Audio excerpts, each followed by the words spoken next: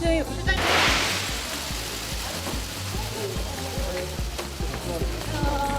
유지를 하되 우리는 전문가.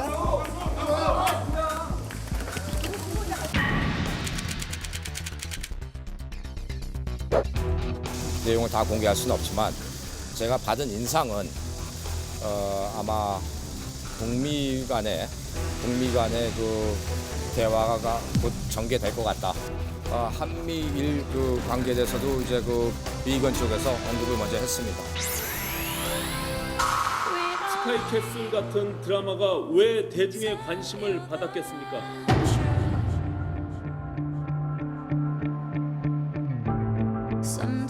조국 캐슬이라는 신호가 은밀한 조사가 이루어져야 된다. 박사로 허위 기재한 의혹 징계 사유 검토로 나중에 홍보팀을 통해서 자세한 말씀드리겠습니다. 최종 결론은 영준비위원회의 의장에 따라서 아마 절차적으로 처리되는 기간이 있기 때문에 그 기간에 따라서 진행될 것 같습니다.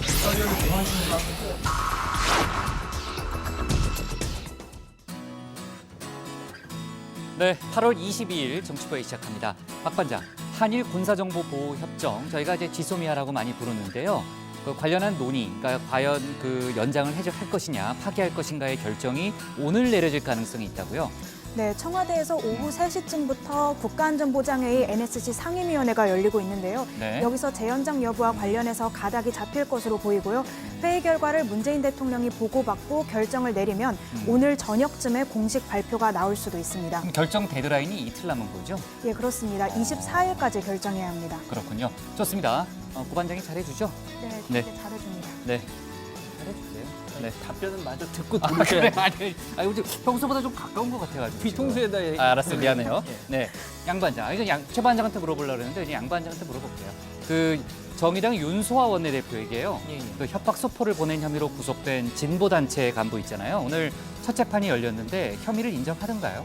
그동안 계속 묵비권을 행사해왔다. 맞아요. 예. 예. 네, 일단 자기는 그런 택배를 보낸 적이 없다, 소포 보낸 적 없다 그런 얘기. 혐의를 부인했어요? 그렇습니다. 근데 경찰이 이제 이게 맞다라고 했던 건 그 CCTV 영상을 확보했었던 탓이지 맞아요. 않습니까? 네. 하지만 그 증거에 대해서도 동의하지 않는다라고 했습니다. 좋습니다. 우리 들어가서 얘기 좀 이어갑시다. 갑시다. 네.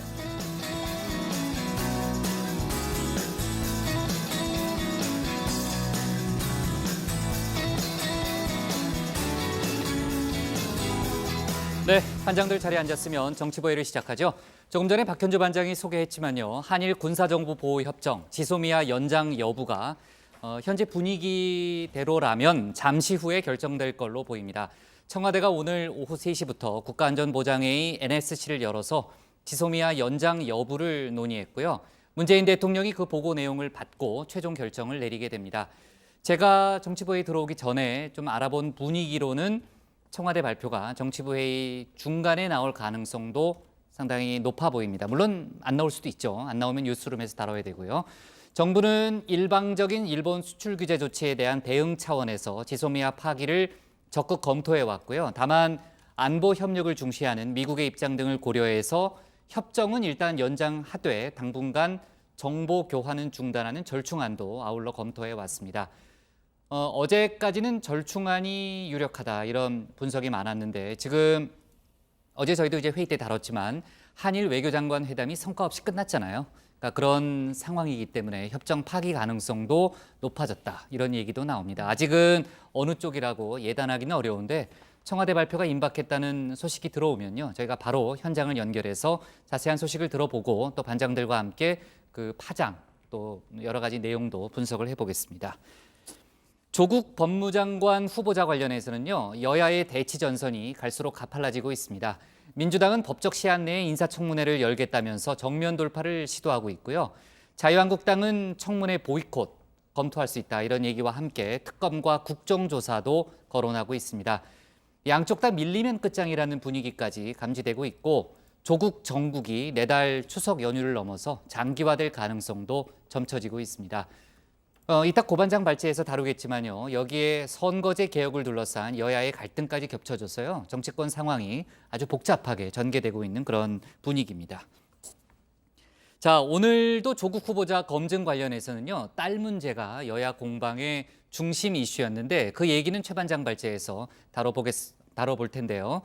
그 의혹이 제기된 부분에 대한 학교 측의 움직임도 빨라지고 있습니다. 우선 단국대 같은 경우에는요, 조국 후보자의 딸이 외고 재학 시절 인턴십으로 참여한 논문의 제1저자로 등재된 과정의 적절성을 따지기 위해서 오늘 조사위원회 구성을 결정했습니다.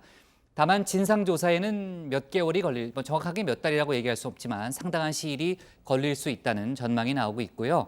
부산대도 조 후보자의 딸이 의학전문대학원에 입학하는 과정에 문제는 없었는지 조사에 착수했다고 밝혔습니다.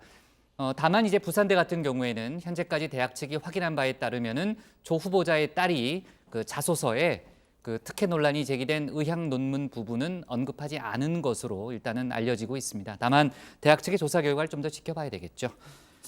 오늘 정치부 회의는요. 발표가 임박한 아마도 저희 정치부 회의 도중에 발표가 나올 수도 있는 한일 군사정보보호협정과 일본 수출 규제 관련 속보 내용부터 짚어보고요. 조국 후보자를 둘러싼 여야 공방 내용을 이어서 다루겠습니다. 여전히 접점을 찾지 못하고 있는 정개특위, 사개특위 문제와 오늘 바른미래당 오신환 원내대표의 기자간담회 얘기 등도 해보겠습니다. 그럼 먼저 박현주 반장의 발제부터 시작하겠습니다.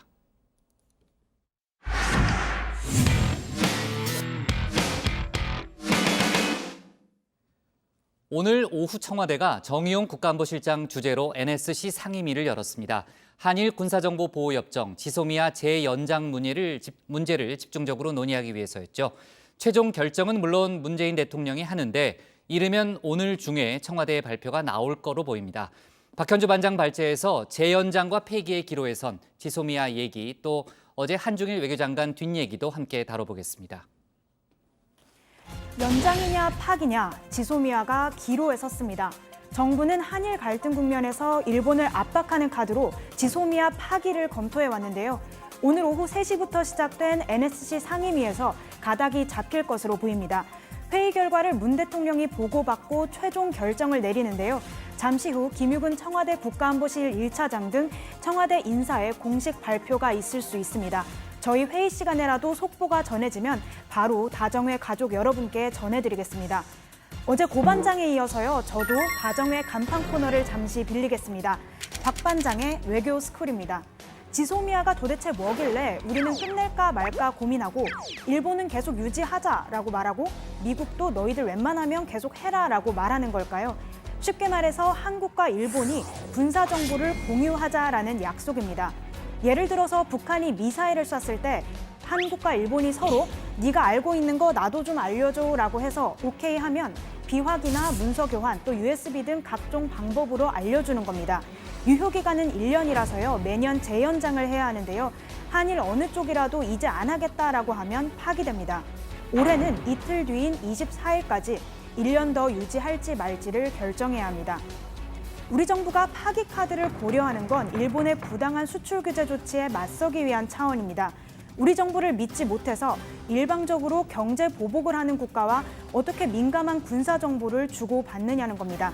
강경화 장관도 오늘 베이징에서 열린 특파원 간담회에서 지소미아보다 훨씬 낮은 단계의 신뢰가 요구되는 수출 규제도 일본이 일방적으로 한 상황에서 지소미아라는 민감한 군사 정보의 틀을 유지할 수 있는 상황이 아니다라고 말을 하기도 했습니다. 다만 미국은 지소미아 연장을 원하고 있습니다. 앞서 방한한 마크 에스퍼 미 국방장관도 문재인 대통령과 만나서 지소미아를 연장하길 바란다라고 말한 것으로 전해졌습니다. 애초에 이 협정은요, 2016년에 처음 맺어질 때부터 미국이 강력하게 추진했던 것으로 전해졌습니다. In 2016, actually, I believe that what happened was that the U.S. proposed that Japan and South Korea sign a trilateral information sharing agreement. And then subsequently, Japan and South Korea signed their own agreement. 한일 외교장관은 베이징에서 지소미아 관련해서 막판 논의를 이어갔습니다. 강경화 외교부 장관은 기자들과 만나서 결국에는 신뢰의 문제라면서 한일 외교장관 회담 결과를 보고했고 오후에 열리는 청와대 NSC 결과까지 종합해서 결정될 것이라고 말했습니다. 또 미국 측에 이해를 구했다고도 설명했는데요. 미국도 우리가 왜 지소미아를 다시 생각할 수밖에 없는지 충분히 이해하고 있다고 밝혔습니다. 다만 한일 양국은 회담 내내 입장 차이만 확인한 것으로 전해졌습니다. 지소미아에 대해서 혹시 어떤 말씀 나누셨나요? 오늘 분위기가 좀 어떻습니까? 연장하십니까 지소미아는? 네, 드릴 말씀 없습니다. 어떤 대화 나누셨어요? 예, 드릴 말씀 없습니다. 네. 日米あるいは日米韓、非常に重要な枠組みだと思いますので、日本としては、これはしっかり維持していくべきものだというふうに思っております。 네, 강경화 장관은 이번 한일 회담에 대해서 총평하는 자리에서 크게 성과는 없었지만 의미 있는 소통이었다 생각한다고 말했습니다. 양측 입장이 바뀌는 건 회담을 통해 느낄 수가 없었다고도 말했는데요. 또 어제는 이런 일도 있었습니다. 회담장에 먼저 도착해서 강경화 장관을 이 고노 외무상이 기다리고 있었는데 갑자기 고노 외무상 한일 양국 취재진이 있는 곳으로 오더니 취재진 카메라를 가리키면서 이런 말을 했습니다. それはない。それはニコン。キャノン2人。 네, 일본 불매 운동을 의식해서 마치 일본 브랜드 안 쓰고 백이겠냐라는 말로 들린다는 얘기도 취재진 사이에서 나왔습니다. 마지막으로는요, 사흘째 우리나라에 머무르고 있는 비건 대표 얘기도 해볼까요? 비건 대표는 원래 오늘 오후 3시쯤 한국을 떠날 것으로 알려졌습니다. 그래서 공항에서 기다리려던 취재진도 있었는데요. 갑자기 한국에 하루 더 남겠다라고 한 겁니다. 지소미아 결정이 나는 걸 보고 떠나려고 한다는 분석도 있고요. 판문점에서 북측과 전격적으로 만날 가능성이 생긴 것 아니냐는 분석도 있습니다. 비건 대표는 오늘 오전에 김현종 국가안보실 2차장을 만난 자리에서 북미 대화에 대한 희망을 나타냈습니다. 오늘 뭐 1시간 넘은 대화 내용을 다 공개할 수는 없지만 제가 받은 인상은 아마 북미 간의 그 대화가 곧 전개될 것 같다. 그리고 그게 잘 전개가 될 것 같다라는 느낌을 받았고. 네, 비건 대표는 어제도 북한 연락을 받으면 실무 협상을 열 준비가 돼 있다라고 말을 했죠. 이에 대한 답일까요? 오늘 북한 외무성도 입장을 밝혔습니다. 모든 문제를 대화와 협상을 통하여 평화적으로 해결하려는 우리의 입장에는 변함이 없지만 군사적 위협을 동반한 대화에는 흥미가 없다. 한미 연합연습에 대한 비판을 이어가면서도 북미 대화의 필요성 자체는 부정하지 않은 것으로 보이네요. 북한이 오는 29일 최고인민회의에서 인사와 정책을 다듬은 뒤 본격적인 협상에 나올 거라는 전망도 있습니다. 그럼 오늘 청와대 발제는 이렇게 정리합니다. 청와대 NSC 열고 지소미아 재연장 논의, 이후 한일 관계는 어디로입니다. 네, 비건 미 국무부 대북 특별대표가 원래 오후 3시쯤에 떠날 예정이었는데 하루 더 남아있겠다고 했다는 게 조금 전 박 반장의 설명이잖아요. 그러면 뭐 그냥 기자의 일반적인 촉으로 봤을 때 뭔가 북측과 얘기가 오가지 않았을까 하는 생각을 갖게 하네요. 그렇죠? 고 반장이 봐도 그런 거죠? 네, 그럴 것 같습니다. 예. 네. 아, 근데 저희 다정의 간판 코너가 외교스쿨 맞아요? 금요고다방 아니에요? 지적하려고 했는데 금요고다방이죠. 금요고다방이죠? 네, 네. 그렇습니다. 그다음이 복국장의 그 다음이에요? 복국장이 그게? 네, 알았어요. 자, 아무튼 인사가 언제죠? 어? 다음 인사가 언제죠? 인사 요즘에는 수시 인사 많이 해요. 아, 그렇습니까? 네, 정기 인사 전에. 네. 자, 비건 대표가 뭐 언제라도 판문점에 갈 수 있는 상황이니까 오늘 밤이라도 갈 수 있는 거잖아요. 그렇죠? 네, 그러니까 박 반장이 조금 챙겨주고요. 자, 일단은 한일 군사정보보호협정 지소미아에 대한 관심이 어느 때보다 높습니다. 오후 3시부터 NSC 회의가 시작이 됐고요.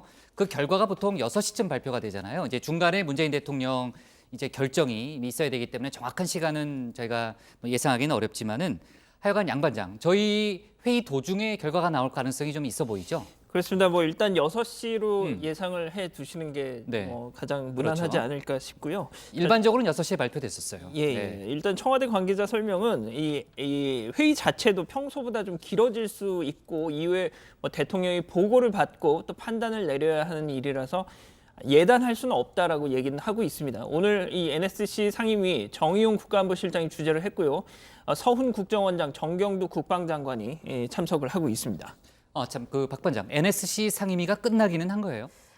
제가 이 내가라고 그랬죠, 지금 내가. 네, 네 제가 네, 제가 너무 이렇게 급하게 챙기다 보니까 네. 인사가 언제죠? 박 반장은 예외예요. 같이 나는 네. 실수할 수도 있죠, 뭐. 그럼 네. 제가 너무 이렇게 긴박하게 전해드리다 네. 보니까 말이 네. 꼬였는데 제가 이 방송 들어오기 직전에 좀 청와대 관계자와 통화를 해봤는데요. 5시쯤에 통화한 것 기준으로는 아직까지 그 상임위 회의가 진행이 되고 있다고 했습니다. 5시 기준으로 진행이 되고 예, 있다. 보통은 네. 뭐 1시간에서 1시간 반이면 끝나기도 하는 회의인데 오늘은 네. 좀 길어지는 것 같다라고 했고요. 아, 그래요? 예, 청와대 발표도 뭐 늦은 저녁에나 가능할 수도 있다고 했는데 네. 또 계속 상황은 좀 지켜봐야 하는 것 같습니다. 네, 좋습니다. 그 NSC 상임위가 열리기 전에, 그러니까 3시부터 상임위가 열리고 있고 그 전에 오늘 오전에 김현종 국가안보실 2차장이 정부청사에서 비건 대북 특별대표를 만났잖아요. 이 자리에서도 지소미아 관련 논의가 이루어졌다는 거죠? 네, 김현종 차장은요, 우리 국익에 합치되도록 판단을 잘 하겠다라고 비건 대표에게 얘기했다고 말을 했습니다. 다만 비건 대표가 지소미아에 대해서 미국 측 입장을 뚜렷하게 밝힌 건 아니었다고도 설명을 했습니다. 근데 비슷한 시간에 정의용 국가안보실장도 나타난 거 아니에요? 네, 정 실장이 오전 11시쯤 서울 정부청사에 와서 15분 정도 이낙연 국무총리를 만나고 돌아갔습니다. 기자들이 비건 대표를 만나러 온 거냐, 이 지소미아는 어떻게 할 거냐 등의 질문이 당연히 쏟아졌는데요. 정의용 실장, 난 비건 대표가 아니라 이낙연 총리를 만나러 온 거라면서 이 지소미아는 NSC 상임위에서 심도 있게 협의를 하겠다라고만 말했습니다. 이낙연 총리 역시 말을 아꼈습니다. 지소미아 관련 논의하셨습니까? 어떤 논의하셨나요, 대리님? 네, 만나신 시간이 10분으로 굉장히 짧았는데 결과를 아이고. 네. 자, 지소미아 관련해서는 최종 발표 때까지 전까지는 말을 아끼는 그런 분위기고요. 그런데 당장 지난주 금요일까지만 해도요. 지소미아를 통해서 정보가 오고 갔다는 얘기를 들었는데 최근 북한 단거리 발사체 도발이 많아서 그런지 몰라도 그 정보 교환이 꽤 많이 이루어졌다고 그러더라고요.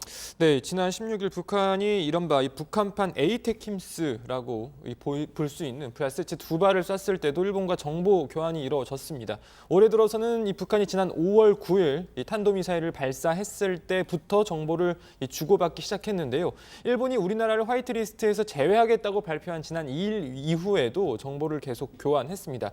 최근 북한이 단거리 미사일 발사를 계속 했기 때문인데 올해는 지금까지 총 7차례 정보를 교환한 것으로 확인이 됐습니다. 대부분 북한 북한 미사일 관련 정보만 오가는 것으로 전해졌습니다.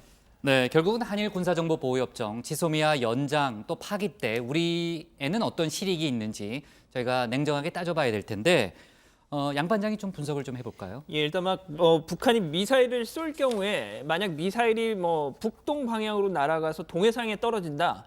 일본 측에서 수집한 정보 써먹을 수 있습니다. 유용할 수 있습니다. 우리 레이더가 잡지 못하는 사각지대를 일본 측 정찰 자산으로 파악할 수 있는 여지가 있기 때문인데요. 반대로 우리나라는 미국과도 정보를 이미 충분히 공유하고 있고 각종 위성 정보가 풍부하기 때문에 상관없다 이런 반론도 있습니다. 또 우리나라는 일본이 갖고 있지 못하는 탈북자 휴민트라고 하죠. 인적 네트워크가 강하기 때문에 이 정보 측면에선 또 역시 손해볼 게 없다 이런 분석도 있습니다. 저도 그 얘기 들었어요. 일본이 우리나라를 통해서 가장 얻고 싶어하는 정보가 휴민트 정보라고 그러더라고요. 그러니까 탈북자하고 이제 북중 접경지대에 있는 여러 가지 인적 네트워크를 통해서 저희가 얻은 정보가 일본 입장에서는 상당히 좀 알고 싶은 그런 내용들이 많이 있다고 하더라고요. 네. 어제 국회 국방위에서 여러 가지 얘기가 오갔는데 정경두 장관과 야당 의원들의 설전 장면을 저희가 어제 봤잖아요. 근데 지소미아 관련해서도 공방이 있었다면서요? 네, 어제 국방위에서 정경두 장관에게 지소미아 관련 질문도 쏟아졌습니다. 정 장관은 이 재연장 여부에 대해서 신중히 검토하고 있다. 지소미아의 전략적 가치 자체는 충분히 있다라고 설명을 했는데요. 이에 대해서 야당 쪽에서는 장관이 입장을 명확히 하라라는 비판이 나왔습니다. 전략적 애매성을 유지하는 어떤 그런 것은 필요할 수도 있지만은 안보 차원에서 도움이 된다 안 된다. 국방부 장관으로서는 거기에 대한 명료한 답변이 있어야 된다고 생각을 합니다. 도움이 되는 부분이 있으니까 신중하게 검토하는 거 아닙니까? 도움이 되지 않으면 바로 파기하면 되죠. 네, 또 여당에서는 파기 통보를 하지 않고 협정을 유지하되 조건부로 정보 교환을 제한하자라는 조건부 연장 의견도 나왔는데 이 부분도 들어보고 가겠습니다.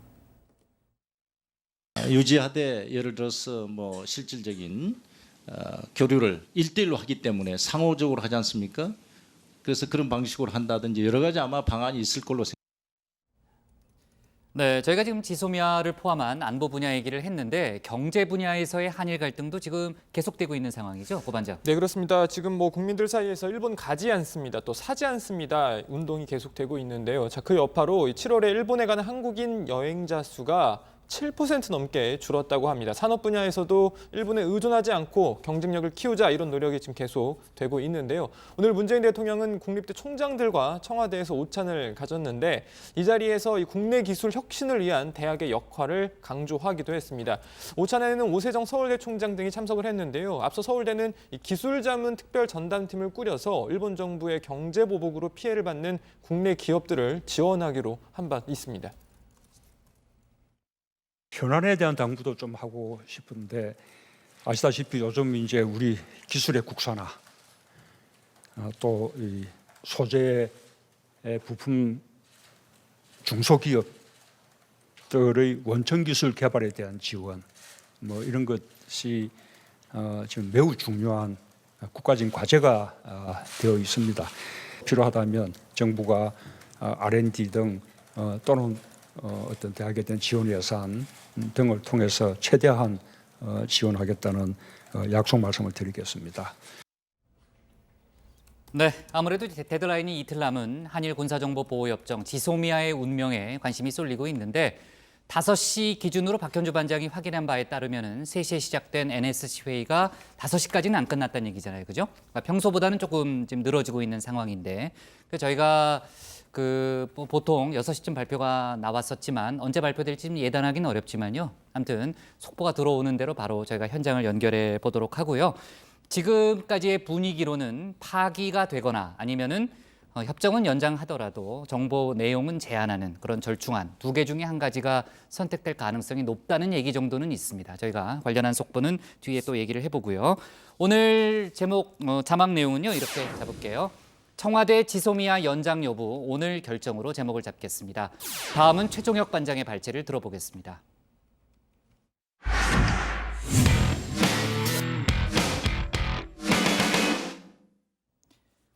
조국 법무장관 후보자 딸의 의학 논문 제1저자 기재 논란 관련해서 단국대가 진상조사에 착수했습니다. 이번 달 중 예비조사위원회를 구성하고 언론에서 제기된 모든 의혹을 검증하겠다고 밝혔습니다. 향후 인사청문회 과정에 어떤 영향을 미칠지 지켜봐야 될 것 같고요. 또 조국 후보자는 오늘 아버지로서 세심하게 살폈어야 했다며 저자세를 취하면서도 중도 사퇴는 없다는 점을 다시 한번 강조했습니다.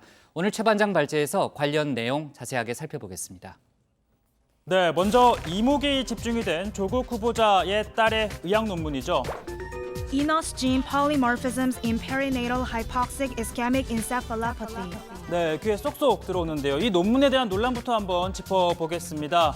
참 그 전에 이 고등학생이 이공계 영어 논문을 쓰고 또 일저자로 이름을 올리는 게 불가능한 일이냐 해서 제가 한번 좀 찾아봤습니다. 논문 검색 사이트를 이용해서 찾아봤는데요. 자, 이 논문에는 이 과학고 학생이 그리고 또 다른 논문에는 외국어고 학생이 그리고 또 다른 논문에도 일반계고 한 학생이 제1저자로 되어 있습니다. 다만 방금 보신 것처럼 모두 하이스쿨이라는 이 고등학교라는 소속이 표기가 돼 있었죠. 자, 논란이 된 조 씨의 논문 모두 6명의 이름을 올리고 있습니다. 각 주에 소속이 써 있는데요. 조 씨는 Institute of Medical Science라는 의과학연구소로 되어 있습니다. 자, 그러나 확인 결과 조 씨는 이 연구소에 등록이 된 적이 없었고 또 외국어 고등학교라는 정확한 소속도 적혀 있지 않은데요. 이 책임 교수는 이렇게 설명합니다. 말하자면 아무래도 고등학교 학생이었다는 게 들어가면은 이제 그 논문을 실는데 조금 더 어려움이 있을 것 같고 네? 규정 위반이니까 부인할 수는 없는 거죠. 그거는 인정을 합니다. 그리고 제 불찰인 것도 인정을 하고. 네, 논문을 발표하기 위해 의도적으로 이 고등학생 신분을 드러내지 않았다라는 겁니다. 자, 여기에다가 오늘 또한 신문은요. 단국대 내부 시스템에 등록된 명단에는 조 씨가 박사로 되어 있다라는 의혹을 제기했는데 자, 일단 현재까지 학교 측은 조 씨의 이름 자체가 이 시스템에 등록이 되어 있지 않다는 입장입니다. 자, 그리고 한국연구재단에 따르면요. 해당 과제는 2,500만 원을 지원받아 2006년 7월부터 2007년 6월까지 1년간 진행을 하는 연구였습니다. 그런데 이 조 씨 7월 23일부터 약 2주간 인턴을 지냈는데요. 그러니까 이 논문의 실험 등이 다 끝나고 막바지 단계에 참여해 소위 숟가락만 얹었다라는 지적이 나오는 이유입니다. 자, 당국대는 이 같은 의혹을 포함해서 논문의 적절성 등을 따지기 위한 진상조사위원회 구성하기로 했습니다. 아예 전체적으로 언론에서 보도된 내용들에 대한 의혹들에 대해서 저희들이 공유한 부분이 있고요. 그다음에 향후 어떤 조사에 대해서 범위를 가져가야 될지, 진행을 어떻게 해야 될지에 대한 거의 확정을 줬습니다. 그래서 앞으로 어떤 부분 중점적으로 조사할 계획이십니까? 언론에 이미 나와 있는 소위 말한 연구 진실성과 관련된 의혹들이 거기에 들어갈 것 같습니다. 자, 이 조 씨 고려대에 지원한 자기소개서에 이 논문의 성과와 함께 공주대 인턴 활동 그리고 여고생 물리 캠프 수상 내역도 함께 기재를 합니다. 자, 모두 고3 이 여름방학 때 이루어진 건데요. 일각에서는 이 두 개의 활동 시기가 겹친다라는 의혹이 제기됐지만 이 청문회 준비단은 공주대 인턴은 간헐적으로 갔다라고 밝혔습니다. 어쨌든 의혹이 제기되다 보니 공주대 역시 진상조사에 착수를 했습니다. 자, 앞서 고려대학교 제출한 자료에 중대한 하자가 있으면 절차를 거쳐 입학 취소가 될 수 있다는 입장을 밝혀놓은 상태입니다. 자, 이렇게 이공계뿐만 아니라 조 씨는 인권과 관련한 경험도 쌓았는데요. 2009년 스위스 제네바에서 열린 유엔 인권이사회 자문위원회를 참관하고 또 관련한 인권 관련 국제기구 등을 방문하는 활동이었습니다. 자, 서울대 정모 교수가 운영하는 유엔 인권정책센터가 이 공모한 프로그램이었는데요.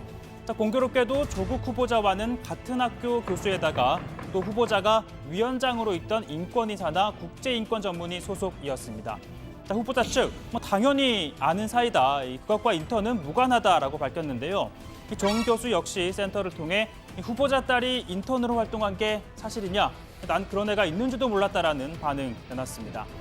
자, 어찌됐든 조 씨는 각종 인턴 활동 또 연구 활동 등을 대학을 지나가는데 활용했다라는 것 자체는 부인할 수가 없습니다. 그러다 보니 야권에선 이 같은 주장이 나옵니다. 결국 부모가 쌓아준 스펙으로 대학 가고 의존한 같습니다. 이것이 본인이 그렇게 비난하던 특권 세습이 아니고 뭐겠습니까? 조국 캐슬이라는 신조어가 2030 청년들과 대학 입시를 준비하고 있는 전국의 학부모 학생들 사이에서 유행을 하고 있습니다. 그렇습니다. 스펙, 내신 관리, 명문대, 의대 입시를 둘러싼 소위 상류층 사회의 부조리함을 다뤘던 드라마 스카이캐슬의 현실판이다. 이에 빗대서 조 후보자를 겨냥하고 있는 겁니다. 지금은 학종시대라고요, 학종시대. 부모의 경제력과 정보력에 따라서 당락이 결정된다고요. 없는 사람들도 빚내가지고 첨삭, 대필, 컨설팅까지 다 받는 세상에. 아니, 가질 거 다 가진 우리가 왜 안 해야 돼요, 왜? 제발 좀 초치지 말고 가만히 좀 있어요. 당신 딸이에요, 당신 딸. 자, 그동안 조국 후보자 관련해서 불법은 없었다라고 했었죠. 다만 자신에 대해 실망하는 국민들이 많아졌다라는 점을 알고 있다. 자, 법적인 문제가 없다고 해서 앞으로 나 몰라라 하진 않겠다며 다소 낮은 자세를 취했습니다. 저와 저희 가족들이 사회로 받은 혜택이 컸던 만큼 가족 모두가 더 조심스럽게 처신했어야 했다고 생각합니다. 저는 집안의 가장으로 아이의 아버지로 더 세심히 살폈어야 했다고 생각합니다. 더 많이 회초리를 들어주십시오. 자, 민주당은 하루빨리 청문회를 열고 의혹을 해소하면 되는 것 아니냐라고 했지만 이 한국당은 청문회 자리에 앉을 자격도 없는 사람이라며 자진 사퇴를 요구하고 있죠. 자, 또 이에 대해 민주당 검찰개혁을 저지하려는 의도 아니냐라고 했고 한국당은 청문회만 넘기면 임명을 강행하려는 꼼수 아니냐며 치고받았습니다. 집권 여당, 청와대 이중대라는 말로도 모자랍니다. 이제는 조 후보자 사설 경호원 수준의 비참한 형편입니다. 인권 살해에 가까운 비방을 반복하고 있습니다. 선친 묘비까지 터는 일이 있었다고 합니다. 이것은 폐륜에 가까운 행동입니다. 이제껏 보지 못했던 광기에 참담한 심정을 금할 길이 없습니다. 네, 오늘 발제 이렇게 정리하겠습니다. 딸 논문 특혜 의혹, 당국대 진상조사 착수, 조국 더 세심히 살폈어야 합니다. 네, 조국 후보자 딸의 의학 논문을 둘러싼 여러 가지 의혹 관련해서는요. 단국대가 오늘 조사에 착수했기 때문에 그 결과가 일단 중요하다고 보여지고요. 박 반장, 다만 시간은 꽤 걸릴 수 있다는 얘기가 나오더라고요. 예, 당국대가 오늘 그 조사위원회를 구성하기로 결정을 했는데요. 오전에 당국대 죽전 캠퍼스에서 연구윤리위원회가 열렸고요. 이 위원회에서 언론에서 제기된 연구 진실성에 대한 의혹들을 중점적으로 다룰 예정이라면서 이달 중에 조사위원들을 확정하고 예비조사에 돌입할 수 있을 것으로 보인다고 밝혔습니다. 즉 조 씨가 논문 제1저자로 등재된 경위가 정당한지, 또 조 씨가 교내 시스템에 박사로 표기된 점 등 각종 의혹에 대한 진위를 가리게 됩니다. 네, 이 당국대 학칙에 따르면요. 조사에는 5명 이내 윤리위원으로 구성된 소위원회를 통해서 예비조사를 진행한 다음에 30일 이내에 본조사를 실시할지 여부를 결정하게 됩니다. 이후 이 본조사는 6명 이상의 조사위원을 별도 구성해서 90일 안에 조사를 마치게끔 되어 있습니다. 이후 부정행위가 만약 확인이 되면 별도의 징계위원회를 구성해서 징계 수위를 결정하게 되는데요. 즉, 이 조사 결과가 나오기까지 최장 4달이 걸리게 되는 겁니다. 사실상 이 조 후보자의 인사청문 과정 이 종료 전에 이 절차가 마무리되긴 어려울 것으로 보입니다. 네, 자, 참고로 부산대 의전원도 조 후보자의 딸이 의전원에 입학하는 과정 전반에 걸쳐서 문제가 있었는지 등을 내부적으로 검토 조사 중이라고 밝혔습니다. 네, 아까도 얘기했지만 다만 이제 부산대 입학할 때, 의전원 입학할 때 자소서에 논문 관련 부분은 쓰지 않은 사실은 일단은 확인이 됐고요.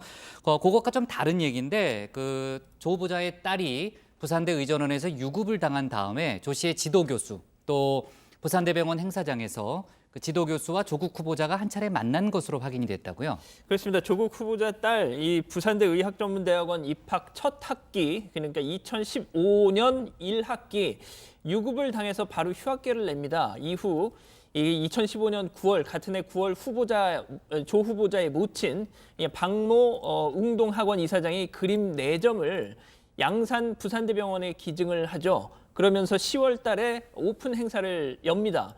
자, 그 자리에 박모 이사장, 또 조국 후보자, 그리고 딸의 지도 교수인 노모 당시 양산 부산대 병원장 이렇게 참석을 한 거죠. 자, 그리고 다음 학기인 2016년 1학기 이 조 씨가 복학을 했고요. 이 노 원장의 개인 장학재단에서 지급하는 그 문제의 장학금을 받았습니다. 자, 노 원장은 오늘 입장문을 내고요. 당시 조 후보자 만나긴 했지만 장학금과 관련된 이야기 전혀 없었다 해명했습니다. 또 이 경제력 있는 학생에게 지급했다는 비판, 그건 수용한다면서 학업을 포기하려는 제자를 위해 장학금을 준 것이다 이렇게 해명을 했습니다. 당시 그 만남에 대한 조국 후보자 얘기도 한번 들어보시죠. 2015년에 딸 지도 교수 만나셨던데 어떤 얘기 나누셨나요? 무슨 말인지 잘 모르겠습니다. 딸의 지도 교수를 2015년에 만났는데 뭐 잘 부탁한다거나 장학금 부탁하신 적이 있으신가요? 없습니다. 네. 자, 어제도 이제 조국 후보자는 딸의 의혹과 관련된 부분에 대해서는 이제 가짜 뉴스라고 이제 주장을 하고 있죠. 어제 국회 교육위가 어젠가 그저께인가 좀 헷갈리는데 그 교육위에서는 조 후보자의 딸을 둘러싼 의혹에 관한 공방이 있었고요. 오늘 정무위가 열렸는데 사모펀드 투자 의혹과 관련한 부분에 대해서 여야 의원들의 공방이 이어졌죠. 네, 후보자의 가족이 한 사모펀드에 74억 5,500만 원을 투자하기로 약정을 하고 실제 10억 5천만 원을 냈죠. 신고한 재산보다 18억 원이나 많은 돈을 약정을 했다는 점, 그리고 후보자의 친인척이 관여된 점 등이 지금 문제로 지적이 되면서 의혹들이 커지고 있는 상황입니다. 자유한국당 주호영 의원은 최종구 금융위원장을 향해서 지금 의문투성이인 사모펀드다. 여러 범죄 가능성이 있으니 미적되지 말고 진솔하게 국민들에게 자료를 확인한 다음 보고를 하라라고 요구를 했고요. 그리고 국무조정실장을 향해서는 이 후보자의 재산 형성 과정을 파악해봐야 한다라고도 했습니다. 실제 부부 교수 월급을 총 합쳐도 56억을 쓰고 자녀 유학 보내고 하고 만들기가 어렵다고 봐요. 그래서 일부에서는 웅동학원의 여러 가지 거래에서 남은 재산들이 적법한 과정을 거치지 않고 장남인 조국 후보자에게 내려왔을 확률이 있다고 보고 있어요. 네, 민주당 김병욱 의원은 사모펀드 자체가 문제가 있는 것처럼 보도가 나와서 안타깝다고 했고요. 사모펀드에 대한 올바른 교육과 홍보가 필요하다고 강조했습니다. 최종구 위원장도 우리 경제로 볼 때는 사모펀드가 활성화되는 것이 매우 중요하다고 강조했습니다.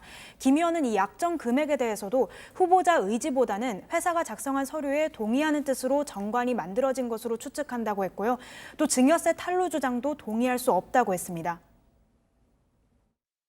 전체 펀드의 총 투자 약정 금액이 정해지고 본인이 투자한 금액의 비율이 정해지다 보니까 단순하게 전체 99억 4천 중에서 75% 74억 5천 정도 해서 약정 금액을 아마 하지 않았느냐 보고, 약정 금액하고 실제 출자 금액의 차이가 있는 것이 문제가 아니냐 하는 것에 대해서는 저희는 동의를 하지 않습니다. 증여세 탄로 목적이라고 볼 만한 근거가 어떤 건지 실제로 그러한 것이 일어나지 않은 상황으로 저는 알고 있어서.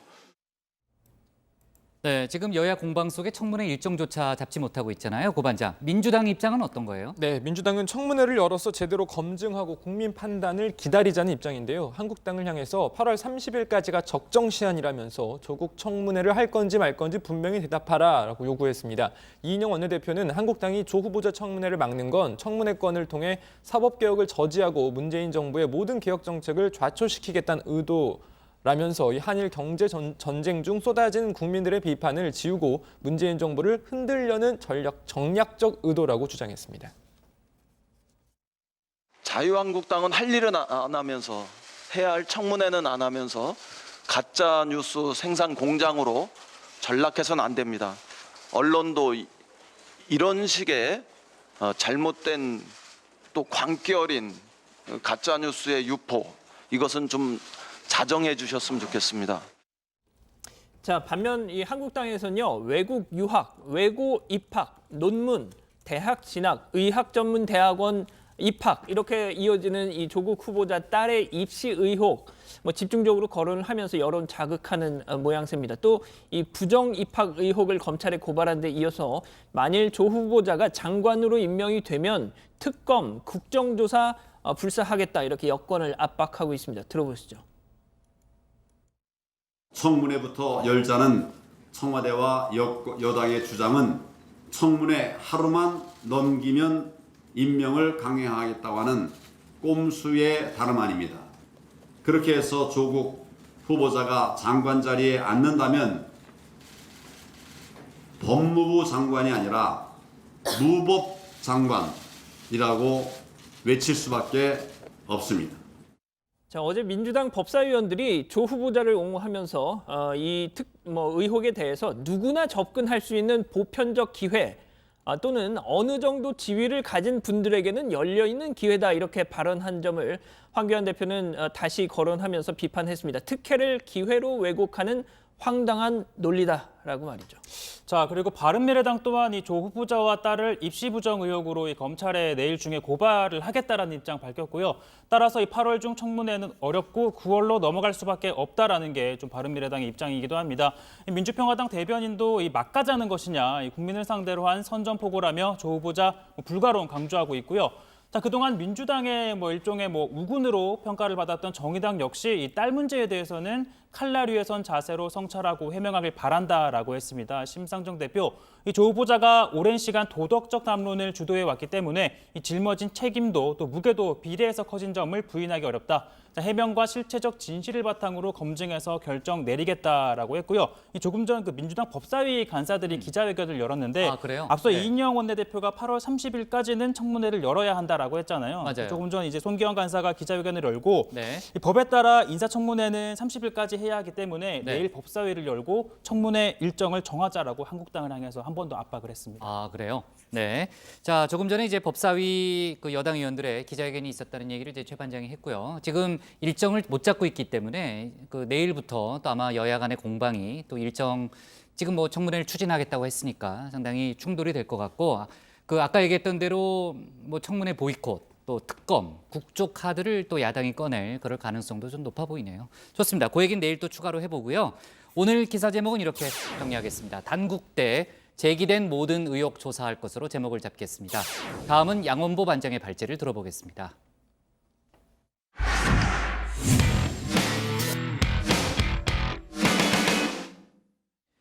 네, 조금 전에 최 반장이 이달 30일까지 청문회를 마쳐야 한다는 그런 여당 법사위원들의 조금 전 기자회견 내용을 속보로 전했는데요. 자유한국당은 이에 반발하면서 지금 앞으로 장외로 나가겠다는 그런 입장을 펼치고 있죠. 특히 이번 주말에 열리는 광화문 장외 집회에서는 조국 후보자 문제를 집중적으로 거론할 계획이라고 합니다. 이번 조국 후보 사태로 인해서 한국당 분위기가 달라지고 있다는 얘기도 나오는데 양 반장 발제에서 자세한 내용을 짚어보겠습니다. 그렇습니다. 자유한국당 황교안 대표 지난 월요일 구국의 심정으로 장외 집회 선언했었죠. 당장 이 얘기가 알려지자마자 한국당 보좌진들 익명 게시판에 아니 이 판국에 무슨 장외 집회냐 우려가 난무했습니다. 자, 하지만 황 대표 장외 투쟁에 대해 일부에서 염려하는 목소리도 있는 것을 잘 알고 있습니다. 하면서 그냥 직진을 했죠. 자, 황 대표 다시 쐐기를 박았습니다. 죽기를 각오하고 막아낼 수 있도록 여러분들께서 힘내주시고 또 제가 그 선봉에 서겠다는 말씀을 드립니다. 자, 그런데 이 장외 집회 반성이 전혀 없는 건 아니었습니다. 바로 이것 런웨이 무대 위에 저 레드카펫 말이죠. 얼마 전 홍준표 전 대표 이번 장외 투쟁은 동원하지 말고 레드카펫도 가지 마세요. 국민과 함께 서민 투쟁하세요. 라고 하지 않았습니까? 때문인지 이번에는 이 레드카펫 걷어내고 하겠다고 하더군요. 자, 또 신경 쓰이는 게 있습니다. 같은 시각 몇백 미터 떨어진 서울역에서 열릴 우리공화당 집회입니다. 자, 솔직히 장외 집회, 대한민국에서 가장 축적된 경험을 갖고 있는 당 우리공화당 아니겠습니까? 자, 조원진 대표 한국당 별거 없다. 우리 애국 세력의 힘을 보여주자 목청을 높입니다. 자유한국당 이번 토요일날 집회하는데 우리공화당도 거기에 못지않게 많은 분들이 오셔가지고 아마 언론 방송들이 비교할 거예요. 자, 하지만 한국당은요 이번 장외 집회 성공 가능성 꽤 높게 보고 있는 것 같습니다.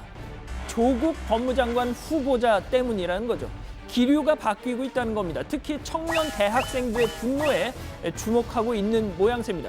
자, 고려대, 서울대 이번 조 후보자 딸 문제에 연관된 학교에서 이 내일 촛불 집회 예고하면서 한국당의 장외 투쟁의 명분을 세워주고 있다. 이렇게 판단을 하는 거죠. 자, 하지만 과욕이 앞섰던 걸까요? 이거 한번 보시죠. 민경욱 의원 어제 SNS에 민족고대 촛불 집회 연다. 연대 졸업한 나도 간다. 글을 올렸더랬죠. 자, 그런데 네티즌들 제발 좀 정치하는 사람들 빠져라. 학생들 행사 오염시키지 마라. 비난이 쇄도했던 겁니다. 저 어제 밤에 저거 보고 잤는데요. 자고 일어났더니 이렇게 저도 마음으로 열렬히 응원합니다라고 수정이 돼 있더군요. 자, 기회는 이때다. 황교안 대표 대학생들 마음 사로잡기 위한 행보 박차 가하고 있습니다. 중앙대학생위원회 연수를 갔던 건데요. 자, JTBC 간판 예능 아는 형님을 패러디한 아는 황님을 찍었던 거죠. 자, 황님. 네, 아무튼 자, 그런데 이렇게 40여 년 만에 교복을 입고 등장했습니다. 과연 어떤 역할이었을까요? 선생님 아니야? 맞냐? 우리 친구구나. 복학생이야, 복학생. 1년 복학했구나. 형이라고 할게요, 형이라고 복학생이니까. 그럼 복학학생이에요. 1년 복학생 다들 학창 시절 경험이 있으시겠지만 시쳇말로 1년 꿇은 형들이 제일 무섭지 않습니까? 자, 그리고 복학생도 특히 나이에 민감하죠. 교환이 형 역시 마찬가지였습니다. 이렇게요. 자기소개서를 준비해왔는데 천천히 읽어주도록 할게. 이름 황교안, 나이 63세. 62세. 만으로는 61세. 그리고 만으로 62세. 자, 지금 조국 후보자 문제 일파만파 번지면서 일부 인사들의 SNS를 놓고도 논란입니다. 지금과 과거의 잣대가 다르다 이런 건데요. 한번 보시죠. 자, 최민희 전 민주당 의원입니다. 법무장관 청문회면 조국 청문회 하자. 가족 청문회 말고 내 자식도 마음대로 못하는데 동생까지 어쩌란 말이냐. 그렇습니다. 일면 타당한 지적입니다. 자, 조한기 청와대 제1부속실장. 딸의 사생활, 전 재수 씨의 아픈 가족사 파헤칠 권리 도대체 누구에게 있단 말이냐. 언론도 국회의원도 그럴 권리 없다. 그렇습니다. 자, 소설가 공지영 씨, 조국 딸이 받을 상처 괜찮은 거냐? 사생활 공개 상식적인가? 그렇습니다. 저희도 주의하고 있습니다. 자, 그런데요. 2년 전으로 한번 거슬러 올라가 볼까요? 먼저 최민희 전 의원, 안철수 후보 딸의 친구의 누나의 전원입니다. 안설희 미국 비싼 동네 백화점 멤버십 카드 있대요. 자, 조한기 실장, 안철수 후보님 네티즌의 경고입니다. 따님 재산 공개하십시오. 감당할 수 있겠습니까? 자, 마지막으로 공지영 소설가, 안철수 부인 김미경 특혜 임용 시도 정황 녹취록. 자, 저 기사를 첨부를 했습니다. 자, 많은 네티즌들이요 이런 게시물을 펌하고 있더라고요. 이렇게 묻고 있습니다. 지금은 틀리고 그때는 맞았던 거냐고 말이죠. 자, 마지막 소식입니다. 이건 정치 뉴스는 아닌데요. 정말 많은 분들에게 충격을 안기고 있습니다. 한강 몸통 시신 살인 사건 피의자 장대호, 어제 경찰서 조사받으러 나와서 유족한테 전혀 미안하지 않다, 죽을 짓을 했다 그 사람이 라면서 갑자기. 마지막으로 하고 싶은 말씀 있으십니까? 고려시대 때 김부식의 아들이 정중부의 수염을 태운 사건이 있었습니다. 정중부는 그 원한을 잊지 않고 있다가 무신정변을 일으킨 그 당일날 잡아 죽였습니다. 자, 느닷없이 고려사 상식을 저렇게 뽐냈더랬죠. 더 놀라운 건 12년 전 2007년 장대호가 남긴 것으로 추정되는 커뮤니티 글이 공개된 겁니다. 자, 학교에서 괴롭힘을 내가 당하고 있는데 어쩌면 좋겠냐 묻자 장대호 이렇게 조언한 거죠. 의자를 집어서 정확히 상대방 머리에 찍어야 하는데 의자 다리 쇠모서리 쪽으로 아주 강하게 내리쳐서 머리가 찢어지게 해줘야 합니다. 자, 더 큰일 나기 전에 붙잡힌 게 다행이란 생각마저 들게 하는 얘기였습니다. 자, 오늘 준비한 소식은 여기까지입니다.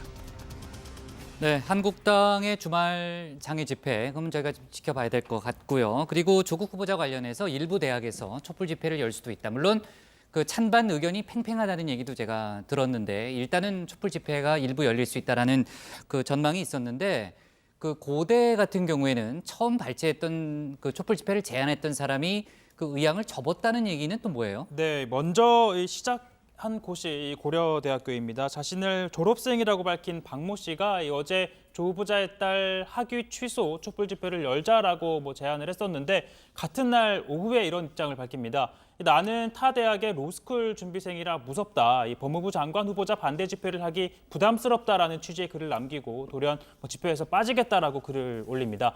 이후 커뮤니티의 다른 이용자들이 이날 오전 3시에 금요일 집회를 이어가겠다는 글을 옮기고 집회 추진을 이어가고 있는 상황인데요. 일단 내일 오후 6시에 한다는 거고 이 집회 장소는 이 학교 안으로 한정하기로 했다고 합니다. 네. 자, 지금 대학 내부에서 여러 가지 공방이 이어지고 있다는 얘기는 들었는데 서울대 같은 경우도 지금 논의가 이루어지고 있다고요? 네, 그렇습니다. 일부 서울대 학생들은 조 후보자의 사퇴 촉구에 방점을 찍고 있습니다. 다만 집회를 제안한 일부 학생들의 취지라서 실제 집회에 모일 학생들이 어떠한 목소리를 낼지는 지켜봐야 할 것으로 보입니다. 학생들은 법무장관 자격이 없다, 지금 당장 사퇴하라를 대표 구호로 내세워서 조국 후보자의 잦은 사퇴를 촉구하겠다는 그런 계획입니다. 또한 학부생, 대학원생, 졸업생 등 다양한 구성원의 대표 발언이 있을 거라고 하는데요. 특히 특정 정치 세력의 입장을 불허한다는 뜻도 밝혔습니다. 가령 태극기를 들고 오거나 정당 관련 의상 착용자는 못 들어오게 하겠다, 이런 거죠. 네. 근데 그 앞서 고려대 같은 경우에요. 처음 그 제안했던 사람이 자유한국당 소속이었다. 이런 의혹이 제기됐다는 보도인가. 인터넷상에 그런 얘기도 많이 돌던데요. 그건 어떻게 된 거예요? 네, 진보 성향의 유튜브 채널 진행자가요. SNS에 올린 얘긴데요. 냄새가 나서 살짝 파봤더니 조국 후보자 비판 집회를 주최하려던 이 고려대 학생이 자유한국당 출신이었던 겁니다. 무려 청년 부대변인의 내정까지 됐었다고 한 겁니다. 사실이에요? 그 내용이 사실입니까? 네, 그 직후에 촛불 집회 최초 제안자로 추정되는 그 누리꾼이 고려대 온라인 커뮤니티죠. 그 고파스에 해명을 했습니다. 현재 저는 당적이 없는 상태이고 한국당 부대변인으로 내정됐지만 임명받지 않고 탈당했다고 말했는데요. 이 누리꾼은 제가 대표로 나서는 건 부적절하다는 걸 충분히 인지했고 내려놓도록 하겠다고도 말했습니다. 네. 자, 그리고 오늘 윤소아 정의당 원내대표 의원실에 협박 소포를 보낸 혐의를 받고 있는 진보대학생 관련한 간부죠. 단체 간부에 대한 첫 재판이 열렸는데 그건 제가 이제 한번 쭉 정리를 하고 그 마무리를 지을게요. 일단 아까 이제 양 반장도 얘기했지만요. 그동안 계속 묵비권을 행사해 왔고 오늘 재판에서는 범행을 부인한다 이렇게 얘기를 했습니다. 또 그런 소포를 보낸 적이 없다. 그리고 표적 수사 의혹도 제기를 했고요. 검찰 쪽에서는 지금 이제 CCTV 자료를 제출한 상태이기 때문에 앞으로 이제 사실관계를 놓고 공방이 이루어지겠지만 사실관계 입증에는 큰 무리가 없다고 일단 수사기관은 보고 있다고 합니다. 좋습니다. 오늘 기사 제목 이렇게 정리할게요. 윤소아 소포 협박범 첫 재판서 혐의 부인으로 정하겠습니다. 다음은 고석승 반장의 발제를 들어보겠습니다.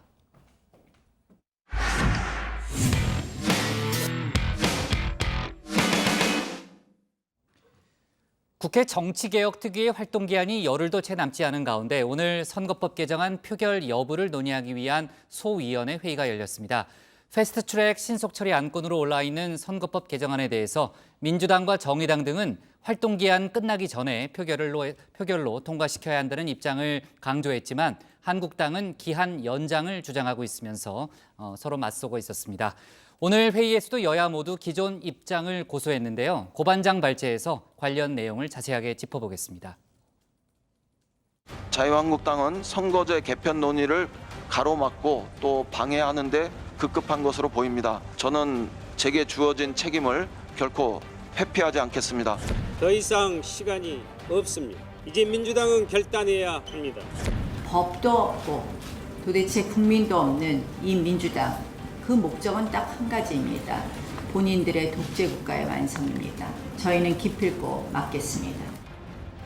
네, 오늘 아침 각 당 회의 때 원내대표들의 발언 잠깐 들으셨습니다. 사뭇 비장합니다. 무엇 때문일까요? 국회 정치개혁특위 때문입니다. 정확하게는 정치개혁특위 안건으로 올라와 있는 선거법 개정안 때문입니다.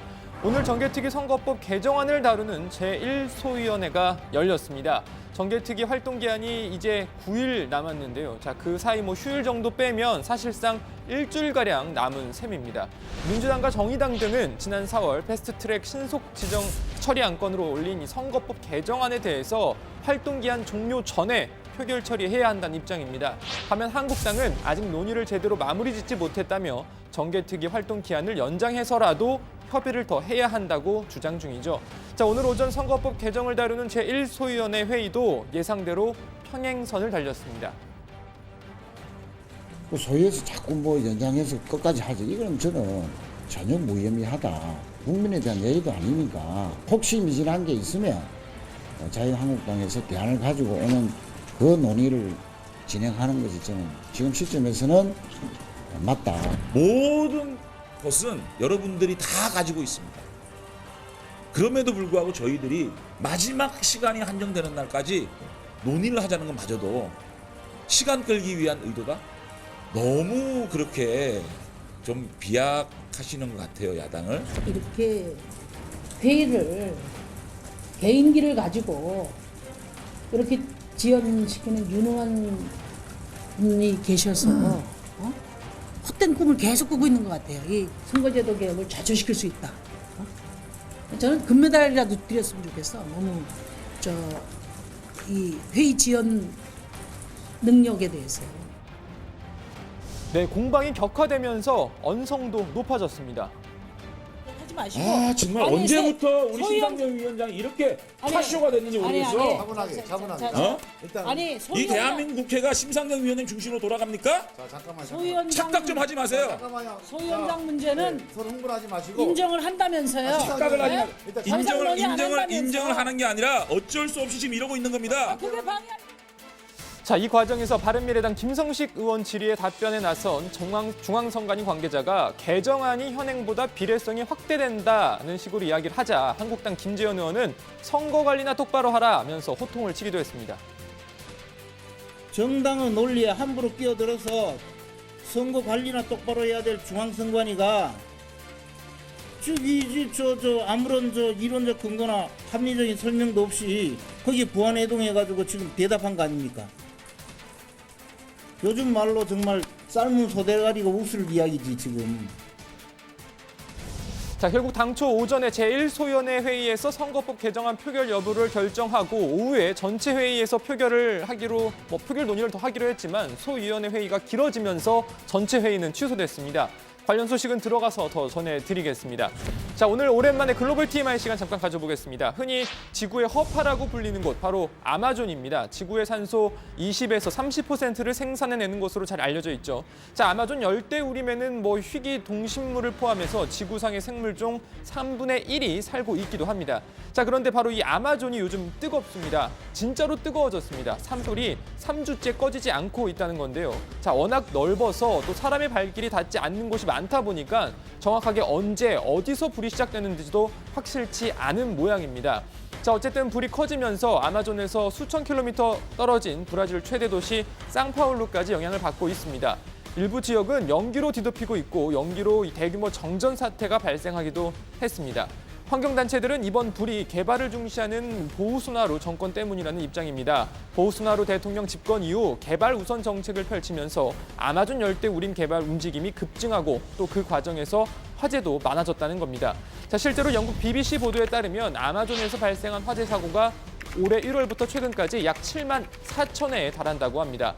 유엔 등에서도 브라질 정부의 난개발에 따른 아마존 파괴를 우려하고 나섰는데요. 이 보우소나루 대통령은 오히려 화재를 환경단체 등 NGO 탓으로 돌렸습니다. A questão da queimada na Amazônia, que no meu entender pode ter sido potencializada por ONGs, porque eles perderam grana, qual a intenção? Trazer problemas para o Brasil. 자, 환경단체 등은 즉각 반발했습니다. A fala dele é muito irresponsável, que ele tem que provar, né? Isso que ele está falando, que são as organizações que estão botando fogo na Amazônia, né? Todo mundo sabe que é uma...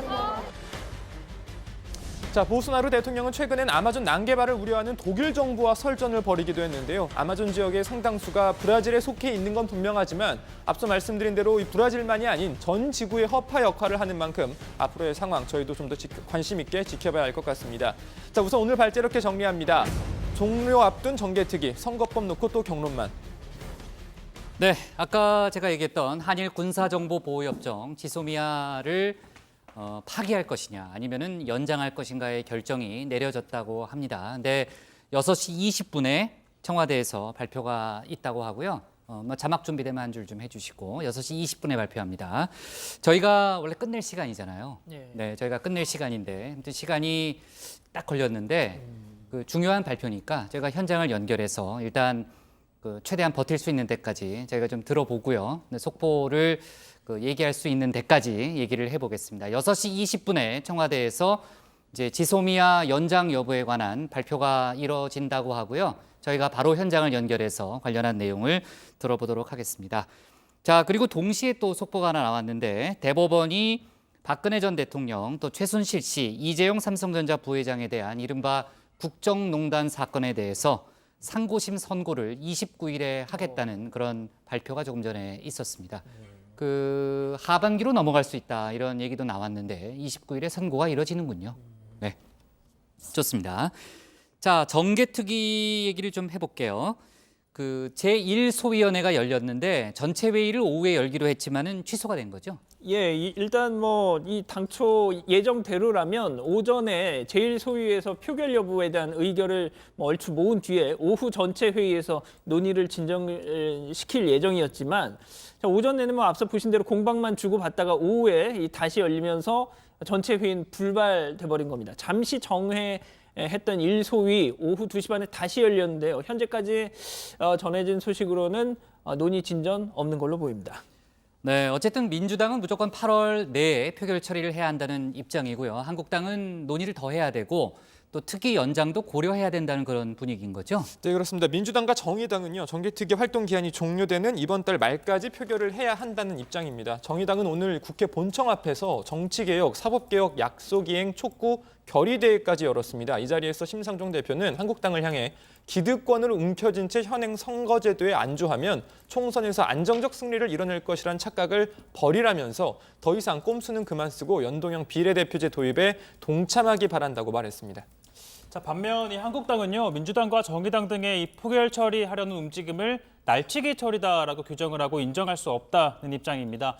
나경원 원내대표, 이 패스트트랙 법안은 정개특위에서 180일을 보장하는 게 법의 정신이지만 이 여당이 일방적으로 표결 처리 시도를 하고 있다면서 반발을 했습니다. 그러면서 긴급 안건조정위원회를 신청해서 이를 막고자 한다라고 밝혔는데요.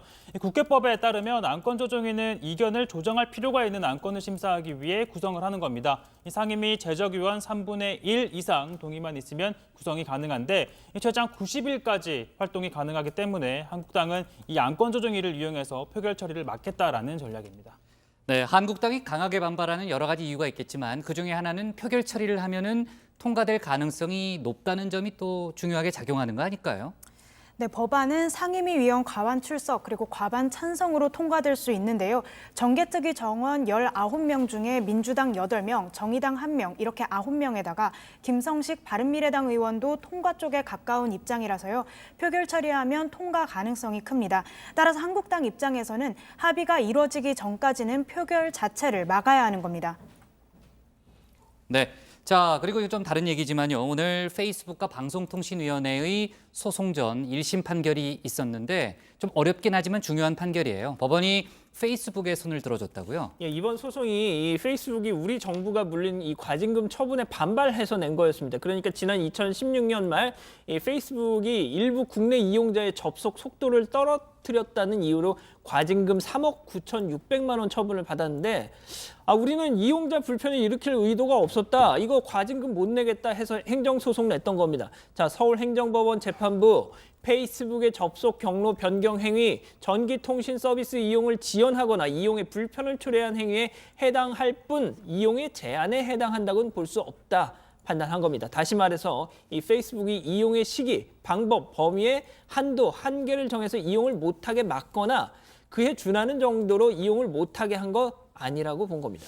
자, 사실 이번 판결에 좀 관심을 끈 거는요. 망 사용료와도 밀접한 연관이 있기 때문입니다. 이제 이번 판결은 해외 주요 IT 업체의 망 사용량 협상에도 영향을 줄 것으로 예상이 되는데요. 사실 그동안 국내 이용자가 많은 해외 SNS 업체들 상당수가 이 국내 통신사에 막대한 망 부담을 주면서 이 사용료는 또 거의 내지 않아 불공평하다는 지적을 받아왔었죠. 네, 방송통신위원회 관계자는 이날 선고 직후에 결과를 존중한다면서도 대응 방향에 대해서는 판결문이 도착하는 대로 방침을 정하겠지만 항소는 바로 준비할 것이라고 밝혔습니다. 네. 자, 조금 전에 말씀드린 대로 청와대가 6시 20분에 지소미아 연장 여부에 대한 발표를 할 예정인데요. 저희가 바로 현장을 연결해서 이따가 내용을 들어보고 또 간단한 분석을 하고 방송을 끝내도록 하겠습니다. 자, 오늘 기사 제목은 이렇게 정리할게요. 정개특위 정면 충돌, 8월 안 의결, 날치기 이렇게 제목을 잡겠습니다.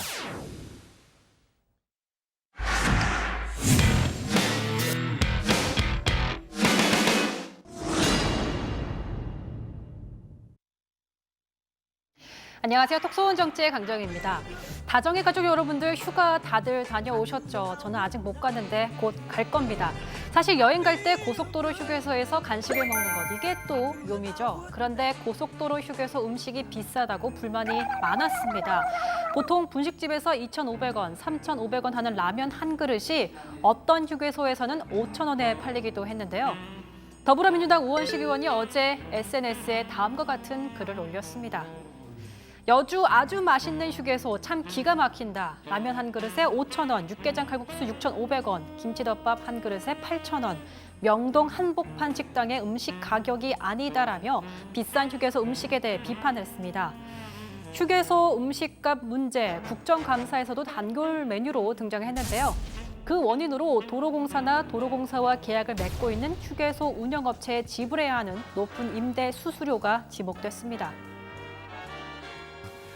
백화점이 대개 27% 받는데 도로공사 입점 업체들의 임대료는 40% 이상이 전체의 45%, 596개, 51%에서 60%가 197개. 이건 너무 심한 거 아니냐. 그리고 또 이 중에서 한 6개는 거의 한 60% 가까이 됩니다. 휴게소에서 호구 잡힌 것 같다고 불만을 터뜨린 우원식 의원. 한 휴게소 자료를 봤더니 5,000원짜리 라면 하나를 먹을 경우에 2,500원 정도를 위탁업체가 가져가고 그중에 15%, 750원 정도를 도로공사가 가져가게 되는 구조라고 합니다. 그 남은 2,500원을 가지고 재료비 등을 쓰고 나면 실제로 업주에게 돌아가는 건 얼마 되지 않는다는 겁니다. 우원식 의원은 이른바 휴게소 감독법을 대표 발의했는데요. 휴게소 음식 가격과 위생 안전, 전반적인 운영에 대한 관리 감독의 의무를 한국도로공사에 부여한다는 내용입니다. 도로공사가 이런 문제를 직접 관리 감독할 수 있는 법적 제도적 장치가 없어서 운영업체에다가 그대로 다 맡겨놓고 있는 상태입니다. 그래서 이 휴게소 운영에 있어서 이게 국민 내 세금으로 만든 그런 기관인데 이 휴게소의 공공성이랄까 이런 것들이 전혀 없었던 거죠. 작년 부산 근처에 휴게소의 수수료인데 한식당 라면이 50%입니다. 이런 그 폭리가 어디 있습니까? 실제 일하는 사람들은 바쁘죠. 그렇지만 여기 입학업체들은 엄청난 수익을 내고 있는 겁니다. 그런데 이걸 고치지 못하겠다 하는 거는 말도 안 되는 소리고요. 3주 후면 추석입니다. 고향에 내려가면서 고속도로 휴게소에 들리시는 시민들 많을 텐데요. 비싼 가격 등으로 실망해서 즐거운 귀향길이 방해받지 않기를 바라겠습니다. 네, 오늘 그 복국장의 60초 프리뷰는 생략하겠습니다. 뭐 다 짐작하시겠지만 그 한일 군사정보보호협정 지소미아를 연장할 것인가의 여부를 잠시 후인 6시 20분, 그러니까 3분 남았네요. 청와대가 발표할 계획입니다. 그 청와대가 어떤 결정을 내릴지 모르겠는데 오후 3시부터 시작된 NSC 회의가 뭐 5시 넘어서 끝났고 문재인 대통령의 결정이 내려졌다는 그런 속보가 전해졌습니다.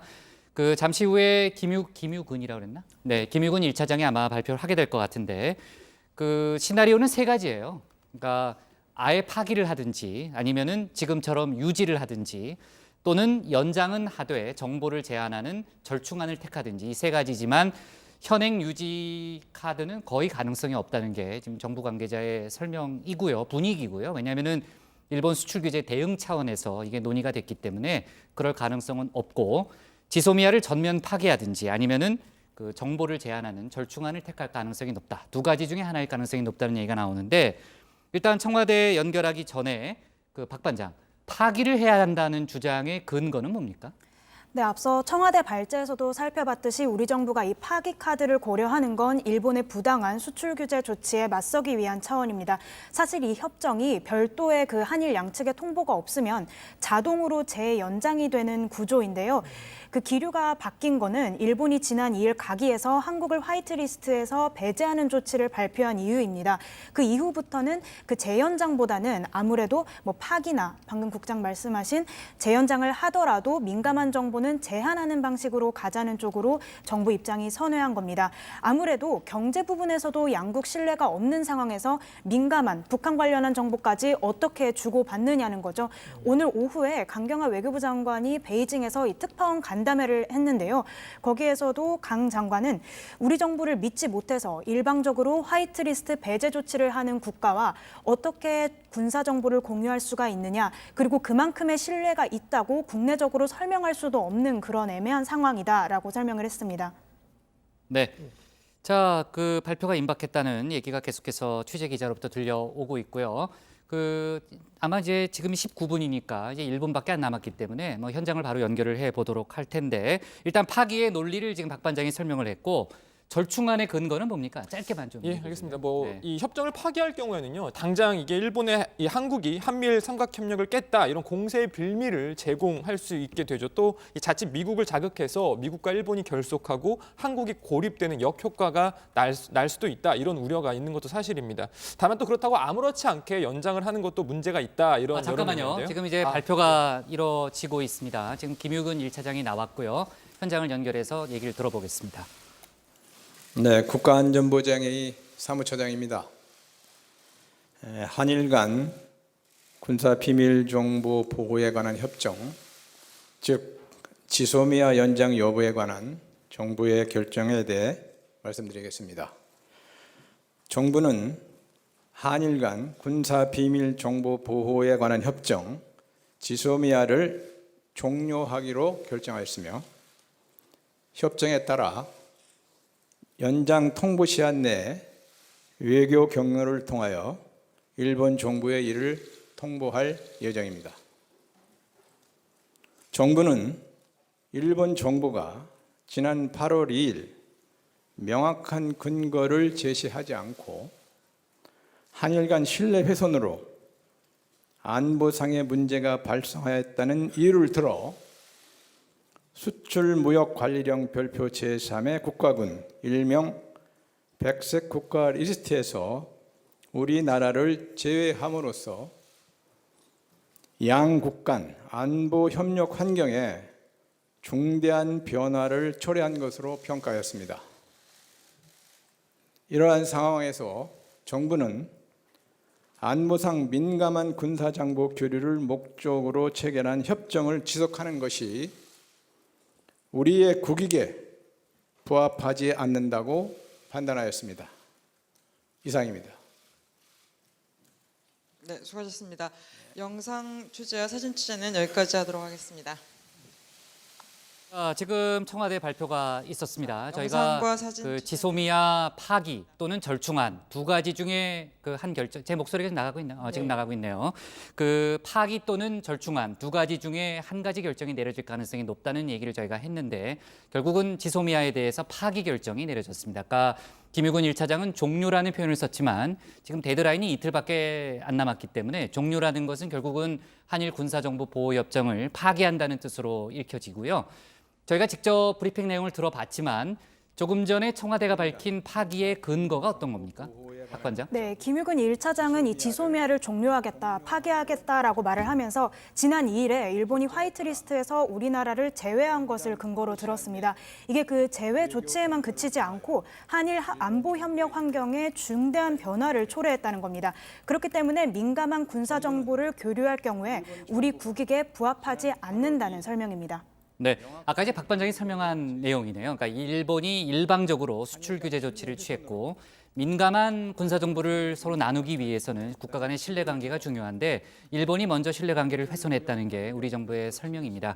사실 현실적인 한계를 들어서 아까 고 반장이 뭐 논리를 설명했지만 절충안이 유력하게 나오지 않겠느냐라는 전망도 어제까지는 많았는데 결국은 정부가 파기를 택함으로써 앞으로 한일 관계는 더 냉각될 수밖에 없는 그런 상황으로 가게 됐습니다.